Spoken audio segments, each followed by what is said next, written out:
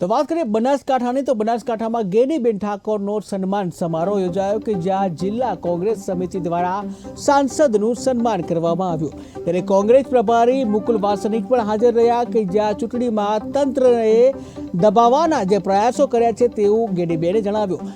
છેલ્લે અહંકાર અને પાપનો ઘડો ફૂટી ગયો તેવું ગેનીબેન ઠાકોરે જણાવ્યું। ઉલ્લેખનીય છે કે ભાજપની જે ગુજરાતમાં 26 બેઠકો હતી લોકસભાની, આ 26 બેઠકોમાં જે હેડ્રિક થવાની હતી, પરંતુ જે બનાસકાંઠાના સાંસદ ગેનીબેન ઠાકોરે આ હેડ્રિકને રોકી હતી અને જ્યાં ભાજપમાં જે 26 બેઠકોમાં ગાબડું પાડ્યું હતું કે જ્યાં રેખાબેન ચૌધરીને હરાવી ગેનીબેન ઠાકોર બનાસકાંઠાના સાંસદ બન્યા હતા અને જ્યાં જે કહી શકાય ત્રીજી ટર્મમાં જે પ્રથમ વખત જે આ ખાતું ખુલ્યું હતું કે જ્યાં 3 ટર્મમાં જે ભાજપને હેડ્રિક રોકી હતી ગેનીબેન ઠાકોરે, ત્યારે ગેનીબેન ઠાકોરનું આ અંગે જે કહી શકાય બનાસકાંઠામાં સાંસદ બન્યા બાદ તેઓનું સન્માન કરવામાં આવ્યું હતું, જ્યાં તેઓનો સન્માન સમારોહનો કાર્યક્રમનું આયોજન કરવામાં આવ્યું હતું। ત્યારે જિલ્લા કોંગ્રેસ સમિતિ દ્વારા આ કાર્યક્રમ છે તેનું આયોજન કરવામાં આવ્યું હતું, જ્યાં જિલ્લા કોંગ્રેસ સમિતિ દ્વારા સાંસદ ગેનીબેન ઠાકોરનું સન્માનનો કાર્યક્રમ રાખવામાં આવ્યો હતો।